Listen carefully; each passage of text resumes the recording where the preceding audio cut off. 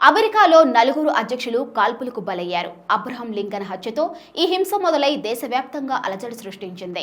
America మాజీ అధ్యక్షుడు Donald Trump పై కాల్పులు జరిగిన ఘటన సంచలనమవుతుంది. ఆయన స్పీచ్ చేస్తుండగా ఇద్దరు దుండగులు హత్య చేసేందుకు ప్రయత్నించి విఫలమయ్యారు. త్రుటిలో ట్రంప్కు ప్రాణాపాయం తప్పింది. అయితే అమెరికాలో ఇలా అధ్యక్ష స్థాయిలో ఉన్న వ్యక్తులపై కాల్పులు జరపడం కొత్తేమీ కాదు.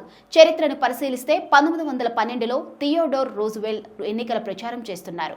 ట్రంప్ లాగే అప్పటికి ఓసారి అధ్యక్ష పదవిని చేపట్టిన ఆయన మరోసారి ఆ పదవిని దక్కించుకోవాలన్న పట్టుదలతో ఉన్నారు. ఓ చోట స్పీచ్ ఇచ్చేందుకు వెళ్తూ ఉండగా సెలూన్ షాప్ లో పనిచేసే ఓ వ్యక్తి ఆయనపై కాల్పులు జరిపాడు. అయితే ఆ సమయంలో ఆయన చేతిలో ఓ బుక్ ఉంది. దానికి ఆయన శరీరంలోకి బుల్లెట్ దూసుకుపోయింది.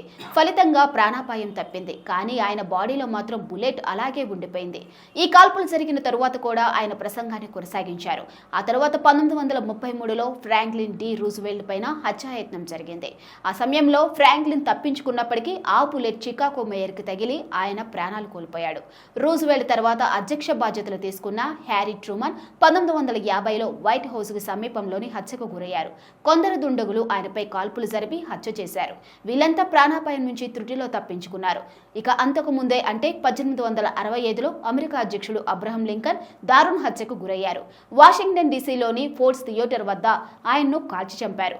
ఓ నాటక ప్రదర్శనకు వచ్చిన లింకన్ ని ఆ డ్రామాలో యాక్ట్ చేసిన నటుడే కాల్చి చంపాడు. ఆ తరువాత 1881లోనూ అప్పటి అధ్యక్షుడు జేమ్స్ గార్ఫీల్డ్ పై ఓ రైల్వే స్టేషన్ వద్ద కాల్పులు జరిగాయి. తీవ్ర గాయాలతో కొద్ది రోజుల తరువాత ఆయన ప్రాణాలు కోల్పోయారు. ఉద్యోగం రాలేదన్న కోపంతో ఓ యువకుడు ఇలా ఆయనపై కాల్పులు జరిపాడు. 1901లో న్యూయార్క్లో అప్పటి అధ్యక్షుడు విలియం మెక్కిన్లీ కూడా ఇదే తరహాలో హత్యకు గురయ్యారు.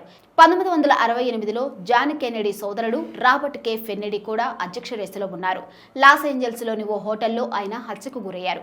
ఇప్పుడు మళ్లీ మాజీ అధ్యక్షుడు డొనాల్డ్ ట్రంప్ పై ఇలాంటి యత్నమే జరిగింది. ఫలితంగా మరోసారి అమెరికా ఉలిక్కిపడింది. కాస్త అటు ఇటు అయినా ట్రంప్ కి ప్రాణాపాయం తప్పేది కాదు.